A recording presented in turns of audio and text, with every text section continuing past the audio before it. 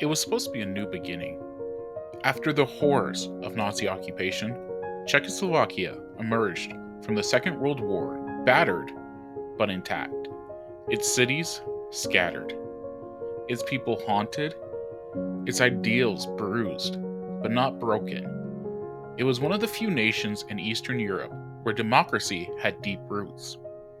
If people believed they could rebuild something fairer, cleaner, a state that would never again kneel before a tyrant. But history had other plans. Between 1945 and 1948, Czechoslovakia Republic would learn the hard lesson about tolerance, how the patience of democracy can be its undoing, and how those who exploit that tolerance can destroy it from within. This is the story of how Czechoslovakia tolerated its own undoing, how compromise, trust, and idealism were turned into weapons by the Communist Party, until one February day in 1948, democracy simply stopped.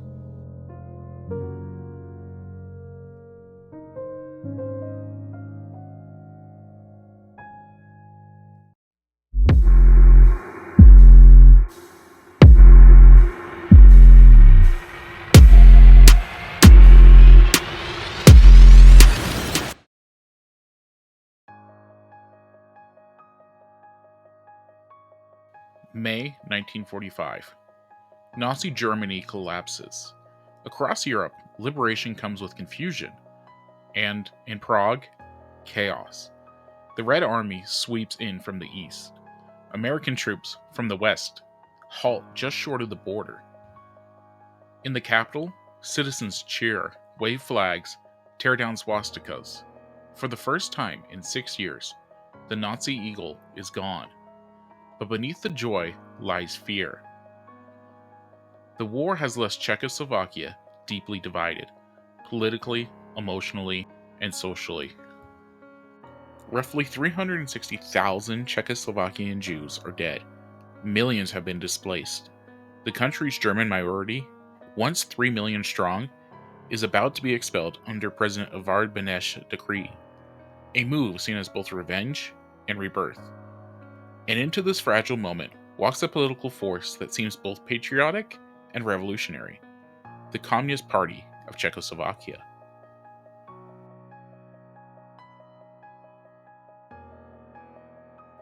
Edvard Beneš, the Republic's exiled leader during the war, returns to Prague like a savior. He has represented Czechoslovakia in London throughout the Nazi occupation, keeping alive the idea of a democratic republic. He is greeted with flowers, cheers, and tears. But Beneš knows that the country he left in 1938 is gone. He faces a terrible choice: rebuild democracy in partnership with all parties, including communists, or risk plunging the nation into chaos at a time when the Soviet Union's shadow looms large to the east. He chooses inclusion.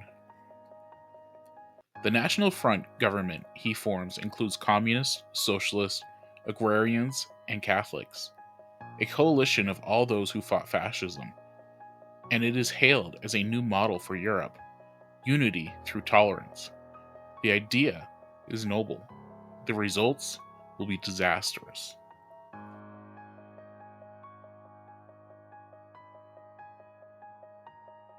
In 1945, communists are not fringe radicals in Czechoslovakia.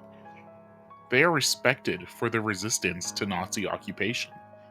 Many have died in concentration camps.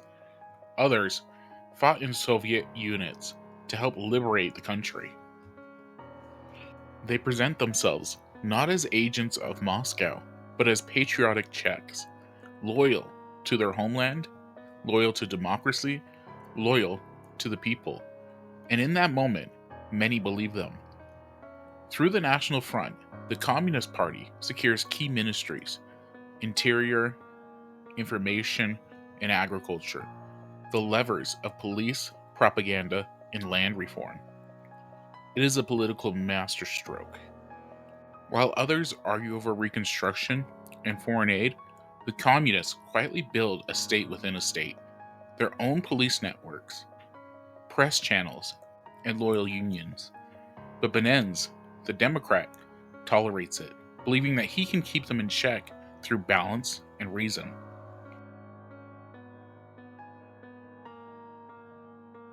But the Soviet presence changes everything. The Red Army, though soon withdrawn, leaves behind influence that seeps into Czechoslovakian institutions. Soviet advisors begin to shape internal policy.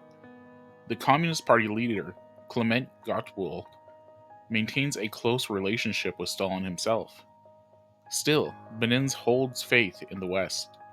He hopes Czechoslovakia can be a bridge between East and West, a neutral democracy friendly to both. It's a beautiful idea, and a fatal one. The Allies' post-war sentiment places Czechoslovakia squarely within the Soviet sphere of influence. The West accepts this quietly. Beneš is left with democracy on paper and communism growing in his cabinet. And by 1946, the communists are stronger than ever.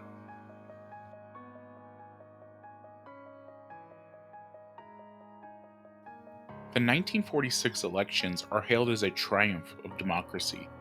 Turnout is massive, 90% of eligible voters. And the results shock the West. The Communist Party wins 38% of the national vote, becoming the largest party in the National Assembly. Gottwald becomes prime minister. Beneš remains president, the symbol of democratic continuity. Czechoslovakia, people say, have proven that socialism and democracy can coexist. But coexistence requires equality, and the communists never intend to share power. Behind the rhetoric, the Communist Party begins to consolidate control. They expand their reach in the security forces. Communist officers dominate the Ministry of Interior. Non-communist officials find their calls unreturned, their reports ignored, their subordinates replaced. By late 1946, Beneš is increasingly isolated, respected, but powerless. His ideal of tolerance has become the communist camouflage. In the countryside, the communists push for land reform, redistributing estates to small farmers. It is wildly popular. In the factories, they promise workers control and better conditions. To many ordinary citizens, the communists seem to be doing what others only talk about. By contrast, the non-communist parties look divided, elitist, and tired. Beneš watches this with growing unease. He still believes in dialogue, in reason, but the tone of politics is changing. Critics of the communists begin disappearing from state radio. Newspapers print only one narrative. The line between party and state blurs. And still, the Republic tolerates it, trusting that no one who claims to love democracy could mean to destroy it. But history shows those who exploit tolerance never stop on their own. By 1947, the world divides sharply between East and West. The Truman Doctrine and the Marshall Plan promise aid to rebuild Europe, but Czechoslovakia's participation would require independence from Moscow. Beneš initially accepts the offer. Within days, Stalin summons Gottwald to Moscow, and the decision is reversed. Czechoslovakia rejects American aid. The message is clear. Its sovereignty is conditional.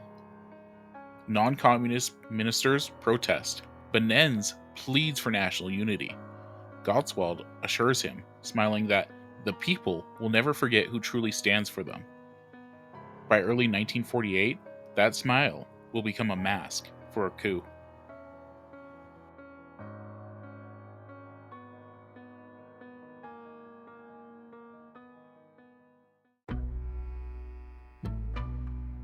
By 1947, the glow of liberation has dimmed. The flags are still there, red, white, and blue, but they hang heavy, faded, like the hopes that once fluttered with them. In cafes and meeting halls, the talk is different now. Not of rebuilding, but of control. Not of freedom, but of loyalty. Czechoslovakia, the model democracy for Central Europe, is tightening in ways its people barely notice. The smile of the communists has not vanished. It has simply hardened.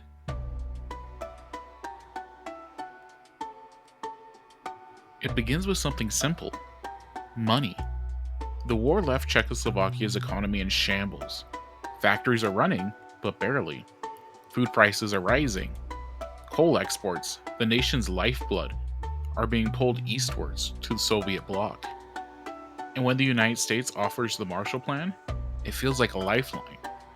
Billions of dollars to rebuild Europe, no strings attached, or so it seems. President Beneš supports joining. So do the non-communist ministers.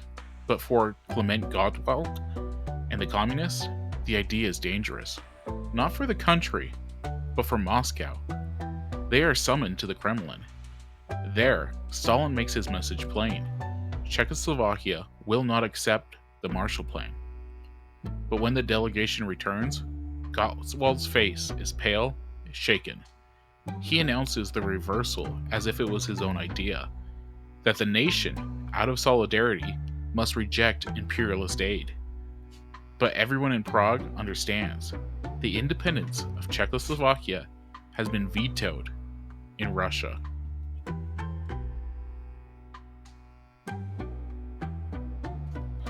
Beneš, ever the Democrat, swallows the humiliation. He tells himself it is temporary, that he can still balance East and West. But something in him is breaking. His health, never strong, begins to decline. A stroke in 1974 leaves him frail, and his speech slowed. He continues to work, but behind his calm eyes, he knows the communists are no longer partners. They are preparing to rule.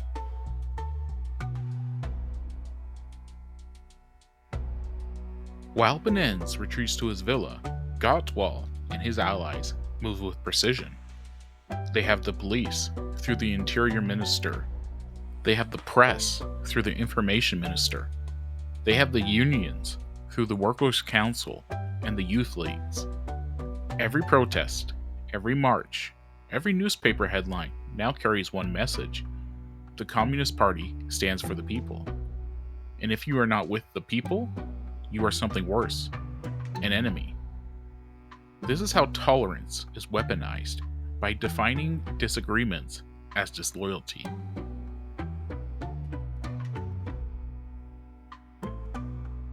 February 1948. The winter is bitter, the skies low and gray.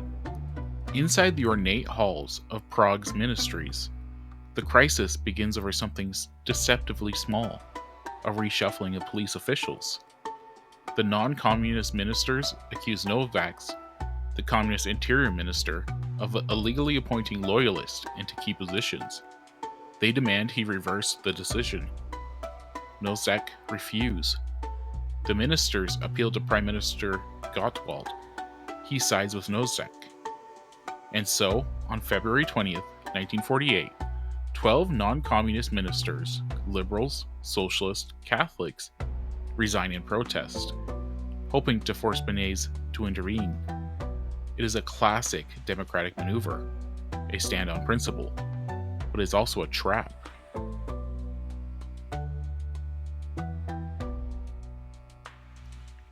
The Communist Party moves immediately. They flood Prague with mass rallies, spontaneous demonstrations organized throughout unions and youth leaders. Tens of thousands of workers march, carrying banners that read, "Down with traitors, long live the people's government." The non-communist ministers, expecting to trigger new elections, instead watch the streets turn against them. Radio Prague, controlled by communist journalists, announced that reenactions are plotting to destroy the republic. Local militias, organized under the guise of defense committees, began patrolling neighborhoods. By the third day, Beneš's palace is surrounded by pro-communist demonstrators. It is not a violent coup, not yet. It's a psychological one. Every voice in the street tells Beneš that his people demand unity under the Communist Party. Every message warns that the civil war is the only alternative, and Beneš, tired, sick, isolated, believes them. On February 25th, 1948, Klement Gottwald enters the presidential palace. He wears his usual worker's coat, his cap in hand. He walks slowly to Beneš's desk. He presents a list, a new cabinet, entirely under communist control. Beneš reads it, he hesitates. He knows what this means, that the first republic he helped build in 1918, the democracy he fought to restore in 1945, is ending on his watch. He signs. Gottwald bows slightly, his lips tighten. "Thank you, Mr. President." He leaves with a signature that ends a republic. Outside, Radio Prague declares victory. The people have triumphed, reactionary forces have been defeated, long live the working government. The cheers that follow is hollow, rehearsed, uncertain, but it's enough. Democracy in Czechoslovakia is dead, and barely a bullet has been fired.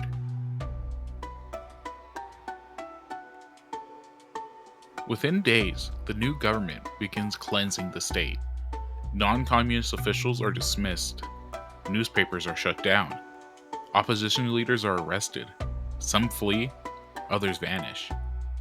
By March, Jan Masaryk, the beloved foreign minister and son of Czechoslovakia's founding father, is found dead beneath the window of the foreign ministry. The official report calls it a suicide. No one believes it. To this day, the question of who pushed Masaryk remains open, but his death becomes the symbol of the republic's collapse, the final gasp of hope. Gottwald moves swiftly to legalize the new order. Elections are held in May 1948, but only a single slate of National Front candidates is allowed. Voters are given one list to approve, one box to check. Over 90% of the ballots support it, not from conviction, but fear. Czechoslovakia is now officially a people's democracy. Stalin's model of total control behind a democratic facade. In Beneš, he resigns, heartbroken and ill. He dies a few months later, in September 1948. At his countryside home, the man who believed tolerance could save democracy, undone by the very virtue he cherished.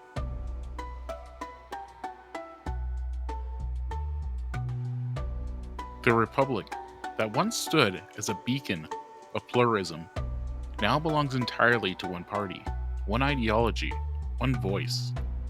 Over the next 4 decades, Czechoslovakia will live under communist rule. Its press silenced, its churches monitored, its thinkers exiled. And yet, the memory of what was lost never fades, because Czechs and Slovaks, for all their patience, never forget the feeling of being free.